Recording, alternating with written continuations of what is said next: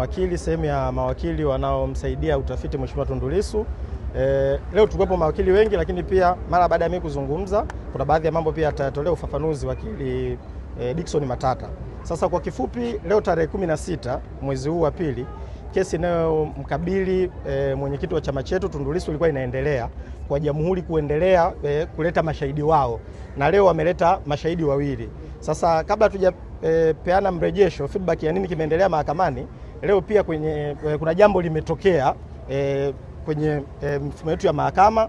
Kuna maombi petition namba 22482 ya mwaka 2025 kati ya petitioner kwamba mpeleka maombi anaitwa Godfrey Mjuni Martin Basisingohe dhidi ya mwanasheria mkuu wa serikali AG na mwendesha mashtaka mkuu wa serikali. Leo maombi haya, petition hii imefanywa uamuzi, imetolewa uamuzi Dodoma, masijala kuu ya mahakama kuu kule Dodoma.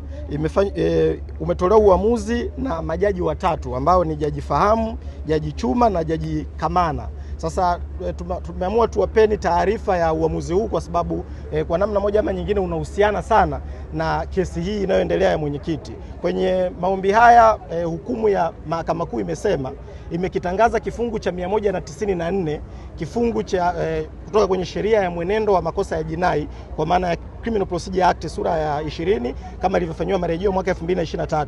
Kifungu hichi cha 194 ni kifungu ambacho kilikuwa kinampa mamlaka mwendesha mashtaka mkuu wa serikali kupeleka maombi mahakamani ya kuficha mashahidi, na maombi hayo yanakuwa ex parte, yanakuwa maombi ya upande mmoja. Sasa mahakama kuu leo Dodoma imesema kifungu hicho ni kinyume cha katiba na ni kinyume na haki za msingi, kwa sababu kinampa DPP mamlaka ya kupeleka maombi binafsi yeye bila kumpa haki hiyo mshtakiwa ya yeye kusikilizwa au kusema chochote kuhusu maombi ya namna hiyo. Sasa mahakama kuu masijala kuu Dodoma imesema kifungu hicho kwa vile kiko ni kinyume na katiba ya Jamhuri ya Muungano wa Tanzania kitapaswa kurekebishwa ndani ya miezi 12. Kwa leo mahakama kuu Dodoma imekitangaza kifungu hiki cha 194 ambacho kimesababisha uwepo wa hawa wanaitwa mashahidi wa siri kwamba ni kifungu kilichoko nyuma ya katiba. Sasa kurugenzi ya sheria ya chama na mwanasheria mkuu wa chama na chama kwa ujumla tutaendelea kutoa ufafanuzi wa kifungu hichi na maana ya uamuzi huu kisheria, lakini kwa hatua ya sasa tunapaswa kuelewa yale mambo ambayo mwenyekiti wetu wa chama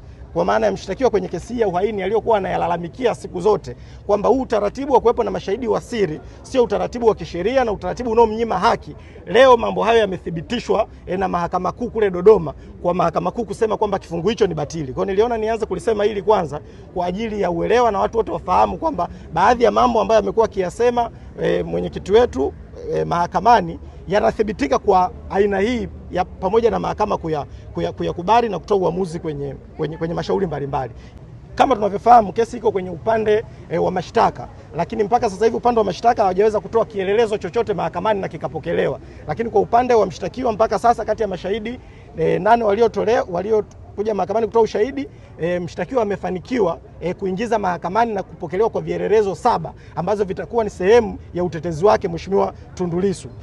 Vielelezo hivyo ni pamoja na maelezo ya mashahidi wote ambao wamekuwa wakiyatoa polisi, lakini mashahidi hao ukiangalia ushahidi wao walioutoa, maelezo waliokuwa wanatoa polisi ni tofauti na maelezo waliokuwa wanatoa mahakamani. Walikuwa tayari wameshatoa mashahidi 6 kati ya wale mashahidi 30 wa jamhuri, na leo wametoa mashahidi wawili kwa maana ya shahidi wa 7 wa jamhuri na shahidi wa 8, na wote ni mashahidi wa siri. Sasa kwa kifupi, ukiachana na mambo machache ambayo yanatofautiana kwa mashahidi haya, mambo mengi sana wanayosema yanafanana. Mambo yanayotofautiana ni kwamba tu shahidi wa kwanza P2 yeye anatokea Songea, lakini shahidi wa pili P8 yeye anatokea Moshi. Ni vitu tu vinavyotofautiana, lakini kwa maana ya maudhui ya ushahidi wao wote wanafanana, kwa maana ya kwamba wote wamesema ni wafuasi wa Chadema, pamoja na kwamba walivyoulizwa kuhusu ufuasi wao wana kadi za uwanachama, wote wamesema hawana kadi za uwanachama na hawajaweza kuthibitisha kuhusu ufuasi wao. Lakini jambo lingine pia ambalo limetokea leo, tumemwona Mheshimiwa Tundu Lissu kama mshtakiwa ameonyeshwa kushangaa na hawa waliojiita ni wafuasi wa Chadema, na yeye amekiri mahakamani kwamba angalau wafuasi wa Chadema na wafuasi wake na wanachama wa Chadema huwa wana akili, lakini yeye ameshtushwa na aina ya ushahidi ambao watu wao walikuwa wanautoa mahakamani.